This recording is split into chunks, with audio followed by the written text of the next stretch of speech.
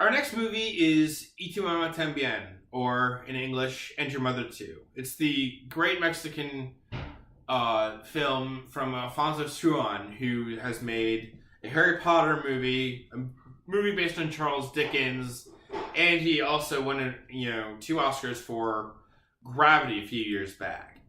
The movie is about Julio and Tenoch, a pair of friends in Mexico who, at a wedding, they run into a beautiful woman named Luisa. You know, with their hormones and liquor, kind of going to their head, they impulsively ask her to go on a road trip with them to this beach that doesn't exist. She says, "That'll be a great time. I'll ask my husband." And of course, that kind of shoots them down. But when her husband makes a drunken phone call to her that, when he confesses to cheating on her, she rethinks it and agrees to go. Thus begins a psychosexual odyssey between two teenagers and the woman who teaches them more about life than they could ever hope to learn in school. I really like this movie. This is a great movie because of its honesty. Yes, this movie is about sex. There's plenty of sex and nudity in this movie. None of the three actors, hide anything from the camera. But this movie is not pornographic because this is more about who these people are, what happens to them, and what do they learn. This isn't about, trying to get someone off, so to speak. This is a coming of age movie, really. And the acting by the three leads is exceptional, and it's smart. It's honest about, sex and how it affects people. And obviously this is about, them trying to score Louisa. Let's just say it, But it's more complicated because she basically teaches them that she's a sexual being too. And when sexual fantasy becomes reality, things get very, very complicated. And I think it's a great movie.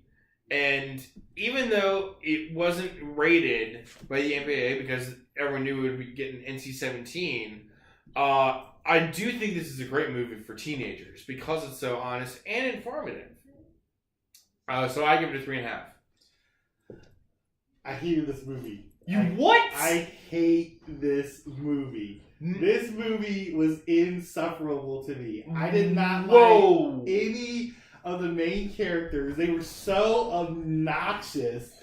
I mean, I give it 1.5 stars, half a star for it. I'm sure it felt realistic in the portrayal of these teen boys, because I'm sure, teen boys, unbelievable. Unbelievable. But look, I was hoping this movie was going to turn into a horror film. That's how much I cannot stand these characters. What? And why were they so annoying? Let's explain that. Are you serious? Like, how are they annoying? All they cared about was getting laid. That's all they talked about. Their called being a teenager. Their dialogue. Okay, look.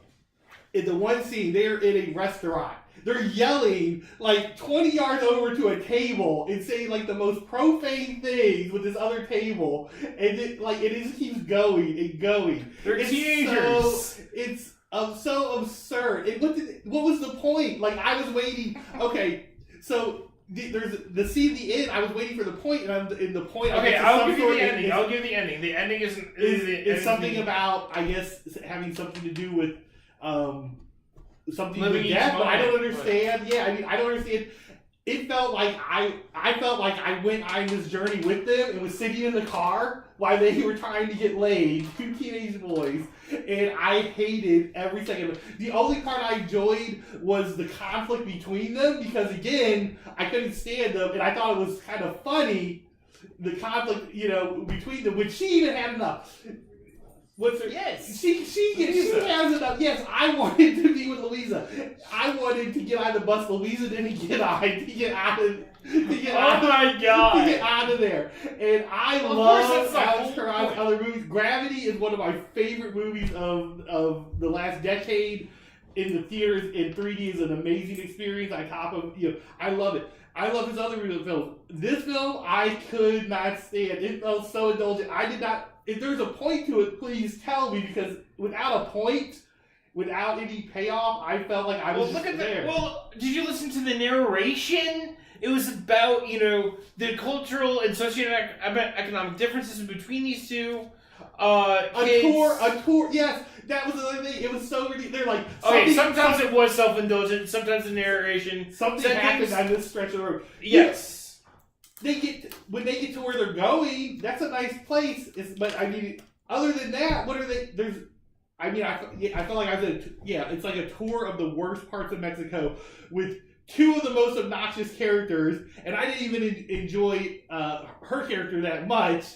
You have to at least give me the fact that Maribel Verdú is a beautiful woman. Yes, she's a beautiful. Well, here's the other thing. You said it's not pornographic.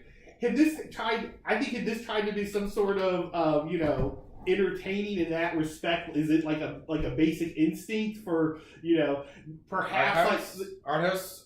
Yes, where basic instinct was trying to sell sex. This part, I mean, the scenes are, they're realistic because these are teenage. They're also very. It's a very, very sexy movie. I will say that. It was like, seriously, it was so.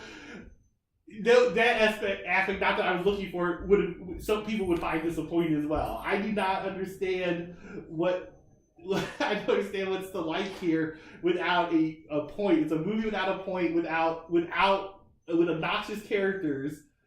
Well, of course they're going to be obnoxious. They're teenagers. They've got more hormones than brains. Yes. Yeah, I mean, I know I did at that age too. I know you did too, because that's happens to everyone. That's why it's 1.5 for me, because again, that's unbelievable. I saw more out of this movie than you did. Ignore him. This is a great movie. It's a 3.5 out of 4. You will not be disappointed. Please, I want comments. I haven't asked for comments yet, but I want comments like this one, because I want to see if you leave a comment and let us know. Do you like this film or do you not like this film? Unbelievable.